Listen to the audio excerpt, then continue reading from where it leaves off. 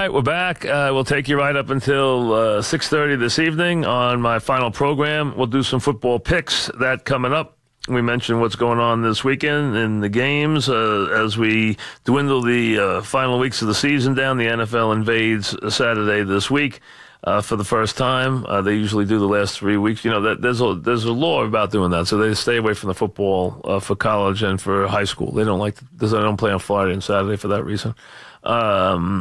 Let's see. Chris in Valley Stream. Go ahead, Chris. What's up? Hey, Mike. How you doing? Good. What's happening? Before my question, it's always an honor and a privilege to talk to you. And just want to echo the callers. Thank you for your 30 years on the air. I don't know what we're going to do without you. Thank you. My question.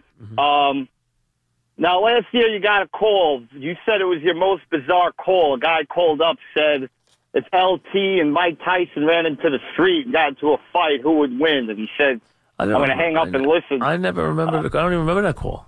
LT. You said it was LT yes. and Mike Tyson got into a fight in the street. Who would win? I don't know. It'd be a tough fight.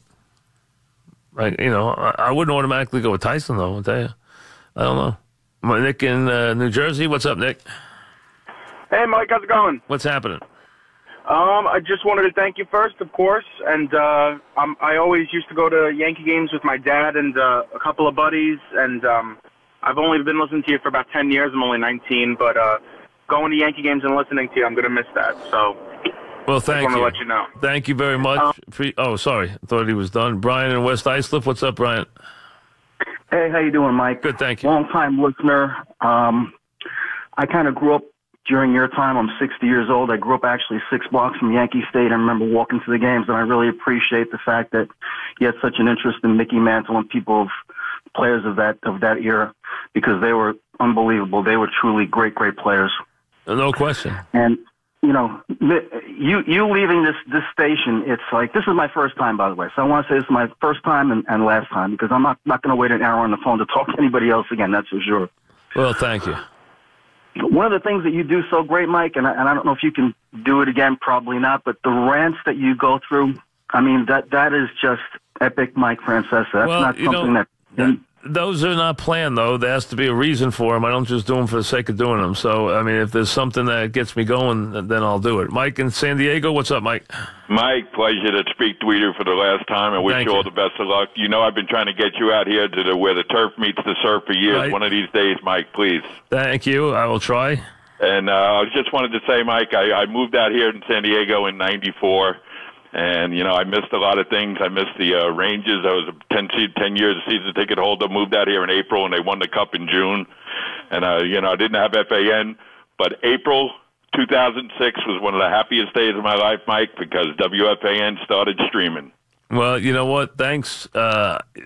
People can listen to it around the country. That's why we get calls from all over the country. So it's made it a much larger neighborhood. It really has. Steve in Bayonne. What's up, Steve?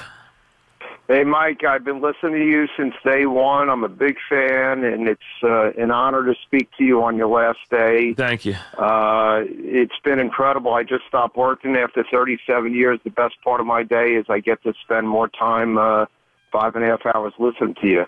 I have one giant question. Knowing what you know now, if you're the GM, are you drafting Phil Simms or Eli Manning?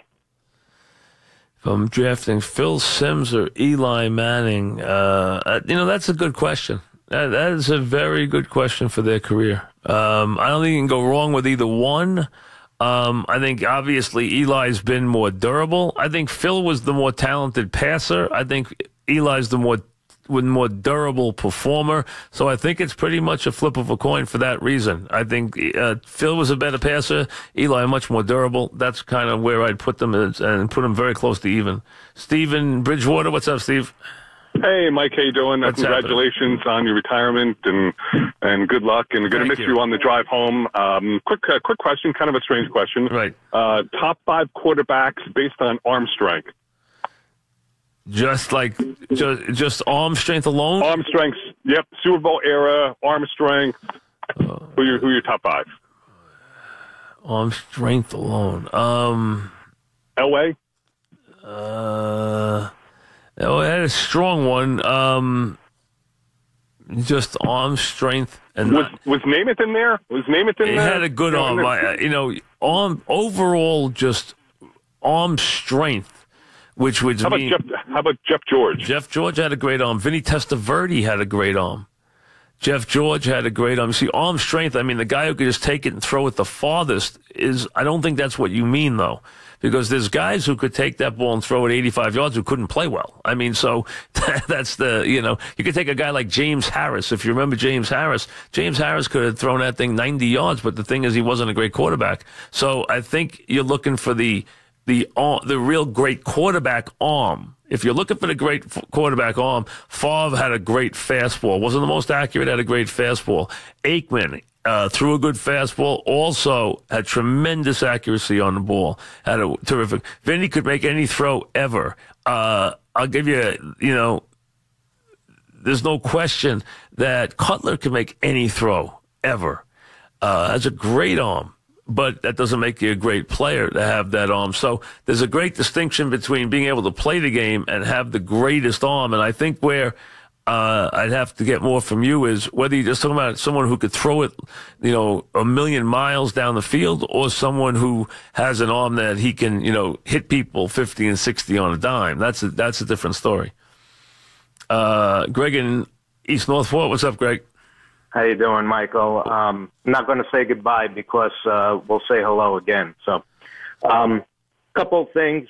In a city where we're judged by our skyscrapers, how big they are, and the stars that represent it, you're the brightest star of them all. As far as your journalism, just compelling. I used to love your interviews with David Halberstam.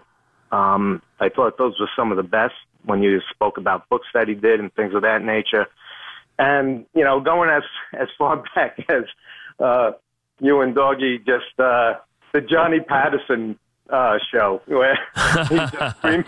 That was classic. It cost us and I used to be in outside sales, and I used to hate leaving the car to go and make the call. That cost us a Labor Day morning. That home run, you guys don't remember that. We got beat a game on a home run, and we wound up having to do Labor Day morning. Dog and I in the early morning do the show. It was not only do we have to do the show, we had to do the show for Ian. Ian was actually the talent. Dog and I had to be producers for the show because we lost a bet to him. Yeah, that was very funny that morning. Christine in New Jersey. What's up, Christine? Hi, Mike. It is such an honor to speak to you on your last day. Thank I've been you. listening to you for years and years, and I'm just so grateful that I was able to get through. And I just wanted to really thank you for all the years of really and truly the best sports radio that I will miss so much, especially your time with Mad Dog. And I think that the two of you really brought the best out in each other. And I learned so much from you, and I hope you go over to Sirius one day and team up with Mad Dog at some point. Well, thank you. Also, and I'm really a huge, huge Giants fan, and I always look forward to your interviews with Eli each week, and I'll really miss you, and I just wanted to say good luck. Thank you very much. Very nice of Christine, and who knows what the future will hold. We'll wait and see. I'm not sure yet. We'll see how it works out. Back after this.